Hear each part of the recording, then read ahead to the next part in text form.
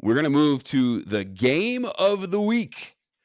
Feel like people know what this one is. It's prime time. The first time that the game of the week is in prime time. We are doing it here on the Cover Zero podcast as far as the 2023 season goes. Dallas Cowboys at the San Francisco 49ers. Niners favored by 3.5. Corday, swing this one back to you first. Let's start with the Cowboy defense. As a NFC East fan yourself, this Yeah. year so far, what do you make of this Dallas defense? And this Dallas defense is playing amazing, man. They had that one hiccup after Trayvon Diggs went down when he tore his ACL, which is sad to see. Great player, and it seemed like they didn't really know how to rebound without him being there. And they gave a lot of points, and they gave up that trap game to the Cardinals. But ever since then, they went back last week and showed them how good this defense is. One pick six, a few picks, and then a fumble recovered for 6. With Mac when they went against Mac Jones. So it showed them how dope this defense is, and it shows them they're even building off of last year. The addition of Stephon Gilmore, I think, really helps them a lot too, because as Diggs went down, they still have a strong Pro Bowl caliber cornerback over on the other side. So it's looking real good. Michael Parsons looking great as usual. Dexter Lawrence, who I feel like is the actual leader of this defense and a leader of this defensive line, to really get the if they're having some kind of slip or something like that, he's the leader, like puts everybody in check. Like, hey, let's do this. We can do real good. So I'm actually looking forward to see this matchup in this game. And the one thing about it with these matchups with the Dallas Cowboys and the Niners, their defense always has stepped up. It's the offense is what we've been wondering about. That part right there. That part right there, big time. And with losing Diggs, it's this is where it starts to come into be a problem. Most times people don't have as good of a pass rush as Dallas with the guys that they got up front over there. Micah Parsons, you mentioned DeMarcus Lawrence, Osa Odigizua, even like right now, Dorrance Armstrong just balling out this year the way that they are. The one thing that I really like about this game when we look at Dallas's defense, Micah Parsons on Trent Williams would be, which if we ever get it, that's going to be a matchup on matchup of matchups on matchups. Mm-hmm. So, yeah, be must-see TV when we see it. But the cool part about it is I think we've seen Micah Parsons deployed in a different way. We've seen him line up as like a spinner over the center and different things like that. But DeMarcus Lawrence, as you brought up, 27% pass rush win rate. Micah Parsons is also in the top 4. They're the only team to have 2 pass rushers who sit in the top 4 in terms of pass rush win rate. And, of course, the Niners are the next team to have 2 guys in the top 10. Jay, to swing it to you, is this Dallas Cowboys offense that went against them in the divisional round better than the one they have right now? No, hell no, man. This offense, to me, it's taking a step back. I mean, if you look at what they're trying to do here, I get it. You know, Brian Schottenheimer, he's somebody that likes to run the ball heavy. You know, he's an old school West Coast, especially on early downs. Downs, you know, the play action pass. I mean, you see what he did in Seattle and all the other teams that he's been there and right. This is what he does. It's what he does, but he's trying to bring that here. And to me, that's really limiting the offense, because I feel like Dak can do more. Don't get me wrong. I mean, there's times where Dak don't look himself. He don't really look that good. There's only one game we really can point out where I feel like, okay, yeah, that seemed like Dak. But for the most part, he don't look the same. But I really pointed more down to Brian Schottenheimer because of what he's really trying to do with this offense, and it's just really not working. I mean, it's they're winning games, but it's really because of the defense that Corday brought up. All those players, and even like the games they're winning, like what can we really? I mean, it's tough to do. All you got to go off of is what you see, right? But what you see, how much does that confirm? It's not confirming anything, but they still have a run game. The run game, and I can see where, you know, McCarthy he wants to establish the run more. I get it, but don't limit the passing game. I feel like the pass when Kellen Moore was there, they was way more balanced, bro. They was able to pass. They was passing the ball and they was running the ball. With Kellen Moore was still a top 10. Like he ran the ball like what, the 8th most, 7th most. Yeah, and passed the ball a good amount of times. He had to pass the ball. Like he had it. Like you're right. And balance. He was creative, bro. Brian Schottenheimer, he's not bringing that. He's not bringing that. So I feel like the offense is really hurting, because of Brian Schottenheimer really being there. The run game is going to be the run game. Tony Pollard, he's going to give you what he's going to give you and all of that. That's the reason why I give the edge to the Niners, because they're dominant on both sides. I really do believe that. the Cowboys they're hurting right now on offense. The reason again why they're winning is because of that defense strictly alone. If the defense was mediocre or it wasn't too good, this team wouldn't. I'm telling you, they'll be middle of the pack.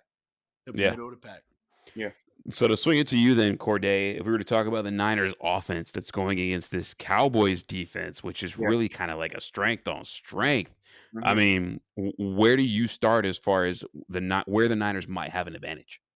I mean, I'm gonna start in the backfield. I mean, in the running back, Christian McCaffrey, I think he scored like a touchdown in 13 straight games right now. I think they want him to try to get Jerry Rice record. I think it's 15 games of a touchdown and straight games. Christian McCaffrey, I think he had 3-4 touchdowns last week, just looking ridiculous out here. Yeah, 4 in like the third quarter, I want to say. Yeah, just No, something like that. unstoppable. Yeah. Something like that. He just looking unstoppable, all right? I was pissed because I had Debo and Kittle on my fantasy team, and they combined for They didn't 1 even point. need him. They didn't even need him in that game, bro. They did need him, and I was pissed because I had been the man on this squad. But I'm gonna get there. Oh, I'm gonna get there. Keep going, bro. I'm gonna get there. But you're right. So it's Christian McCaffrey. Then we go mix Debo in a little bit, and then Kittle. I feel like when Purdy gets in trouble, or when like we really need somebody to go to, that's when he goes to Kittle. But of late this year, it seemed like when he needed to make a play and he throw it to a receiver, it's Brandon Ayuk, who we just mentioned. Brandon Ayuk is really starting to step up and become like that number 1B guy, but also like a D player. Like, oh, you gonna double Kittle? You gonna double Debo? Okay, well, I got this new toy in Ayuk, or this Ayuk who's starting to emerge and really become a serious threat. So it was like, okay, where do we stop? Like, who can we stop out here? Because they got McCaffrey, they got Debo, they got Kittle, and they got this other dude on the other side who making plays too.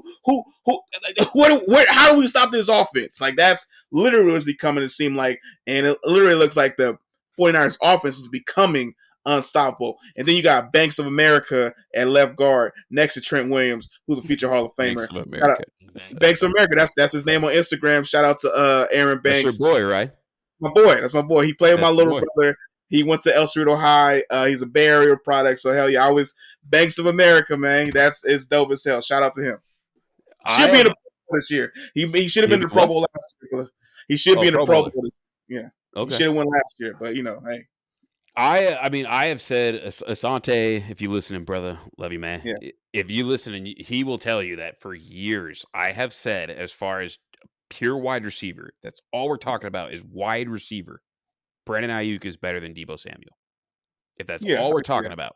Debo then as a football player is because of the different things you can do with him that tends to make Debo, I would say, the more dynamic football player, right? Like those two things.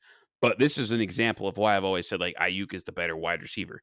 He is a better route runner. He has more deep ball type of skills, right? Rather than like after catch, balls in my hands type of skills. Settle into zones, good hands, feel against all the different type of coverages. Yeah, patient, like all those different aspects that make a wide receiver. And Brandon Ayuk this year is really tapping into that. And I think a big reason of it is Brock Purdy. In 2023 so far, Brandon Ayuk has played only in 3 games. He has 3 grabs of 20-plus yards or more. Now, throughout his career, he has never had more than 5. 5 is the most he ever had, which was last year in 2022. 5 grabs the whole entire season and the playoffs of that distance, right? And the playoffs. He's already at 3, and he has missed a game. So this is the type of area he's trending in. This is the type of quarterback that allows him to get to these areas. And Brock Purdy himself is a big reason of that too. Right now, guys, this is the best quarterback we have seen in the Kyle Shanahan Niners era. Kyle has never had a quarterback this good to work with since he was the offensive coordinator for the Falcons. Yep. Matt Ryan. And he had Matt Ryan.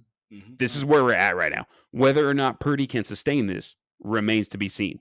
Couple things right now. Purdy in the intermediate area of the field. So 10 yards to 19 yards. Dude is 22 of 24. 90% throwing at that area right now. Dealing in this offense. He's coming off of a game where he was 95% completion on the day. And he did so in unleashing the biggest deep ball that we have seen him do yet. Like, this is how good this offense is playing. So to swing it back to you, Jay, we're going to go to the other side of the ball right now. This Dallas Cowboys defense for you, with Trayvon Diggs being out, Is there anything that they do to try to combat this madness and this efficiency that the Niners are going to present? I mean, they're gonna try, bro. I think what it comes down to is I still would test Brock, so I would stop the run. That would be my main thing. You know, that's what Mhm. Kyle Shanahan wants to do. The Mhm. different RPO plays, the different motions. He love motion. One of the most they use motion more than probably any team in the league. I would really focus on stopping the run if I'm the Cowboys and let Brock still try to beat him. I get it, Diggs is out. I like the play from Deron Bland, though, bro. Yeah, That wasn't yeah, He's yeah. been brought up. playing man since they moved Yeah, him look, outside. nobody Yeah. brought him up, Yeah, and bro. Jordan Lewis Deron, playing well in the slot. look, bro. It's been money. I wanna see that matchup with him and Ayuk, bro. I want to see Yeah. that matchup, man. You don't think he gets Gilmore? or Gilmore might get him. You Gilmore want to might see? You get him. basically you I want to just see wanna you want to see the corner. Yeah, I just want to see him mix it up every now and then. Not one. I mean, they rarely. you do just that. want to Like, see corners both on of these one wide dudes receiver playing for D. the whole Yeah, time. Yeah, we're not going to see that, but My I bad, would yeah. like to see at times for Bland to be on IU because I thought he played a really, really good game last which week. he will be because they don't trail like that. But yeah, that's a good point. But yeah, I that me personally, that's where I would aim to. I like you said, you brought up a good point. Brock is lighting it up right now, and so far over these last few games, you're right. This is the best quarterback that Kyle Shanahan's had since Matt Ryan. But we still got to see more. More, Gotta right, see right, right. more. It don't mean nothing if you do it Make until October. Yeah, yeah, this is early October. Just hit Yeah, October a few days ago. people don't even know what they're gonna be for Halloween yet. That's what I'm saying, bro. We just Exactly. hit October. So I still want to see more from Brock Purdy. You don't want to make it easier on them by letting them be able to do anything they want to do against the run. You brought up a good point, Jordan, as far as having Micah Parsons and True. That's gonna be a good battle right there. Them going at it. I feel like them going against this D line, Lawrence that you brought up, Corday, them going against this offensive line and really trying to penetrate and stop the run is going to be important. Because if they let Kyle Shanahan do what he wants to do, it's gonna be an easy day in office. I guarantee you. Because it's only so much. The Cowboys' defense is elite for sure. But I felt like the reason why that game was so close last year in the playoffs is because the Cowboys had Kellen Moore. It will not be that close. It will not be that close this game if they do not do something with stopping the run with the Niners. Because that's the only chance they got because the offense is not going to do too much for the Cowboys. It's not. And I feel like Purdy started to come undone a little bit in the playoffs. He was like rolling left. Half, bro. It was not pretty. Yeah, it was not. And I saw a little bit of that when they was playing the Giants on Thursday night. He had a few shaky plays like that in there. Oh, they were sending that all out ridiculous Wink Martindale heat early. Yeah. And he was like he was like retreating. So if you can have more of that in this game, it can cost them. So that's the one thing I'm wondering. Like, we're gonna see a little more of those like little cracks in the armor from Purdy because this is the best quarterback he's had. Not the most talented one. He traded him because he didn't want to coach him up. But we ain't gonna talk about that. But this is the best one playing right now in Purdy. So. To speak of one more part on the Dallas offense, so I want to bring up a quick timeline with y'all as if we look into the trenches because we know Cover Zero very much values that area of the game. Very much so. Right. In 2022, the Dallas Cowboys in the first round selected Terrence Steele, an offensive tackle. Their plan was to plug in Terrence Steele at left guard and have their offensive line be returned to the one that the Dallas Cowboys have been known for since the days when they had the team in the 90s, when they had that squad, when they first drafted Zach Martin, when Zeke was a rook, and they wanted to get the new iteration of that. Right. Their left tackle would have been Tyron Smith. Their left guard would have been Tyler Smith. Their center would have been Tyler Biadasz. Their right guard would have been Zach Martin, and their right tackle would have been Terrence Steele. Guess how many snaps that whole combination, since they pulled the trigger in 2022 to do that, guess how many snaps that unit has played together up to this point? Under 100? Yeah, under 100 because they've never played a single snap together. Yes. Now, the big key with this is that Tyron Smith he has not practiced. Zach Martin has not either. Zach Martin is trending to play. But if simply Tyron Smith can go, this will be the first time that we see this offensive line take the field together. That part to me is crazy. Chemistry is everything. No, they don't have that chemistry together like that in a live game. I don't think it's gonna make too much of a difference on a positive. And Terrence Smith I heard he's trending towards playing this game. So Tyler Smith is gonna play left guard. Tyron Smith is gonna play left tackle. Terrence Steele, right? So the lineup you said is supposed to happen for the first time this year because Terrence. Uh, I don't know They're why they all still have T's, total bro. They're five all months here. T's, and 3 of them are All Tylers. teams. Tyler, Karen, It's Tyler, Terrence, Tyler, yeah. and Zach. Almost as good as Dylon, And then Terrence. God damn, bro. Sound like a Wayans family. Like, Yeah. You got Tyler, and Zach. I don't know. and you don't got Tony. Exactly. Hey. right. Like, come on. And DJ Quick. Let's get down. Yeah. But anyway. That's good.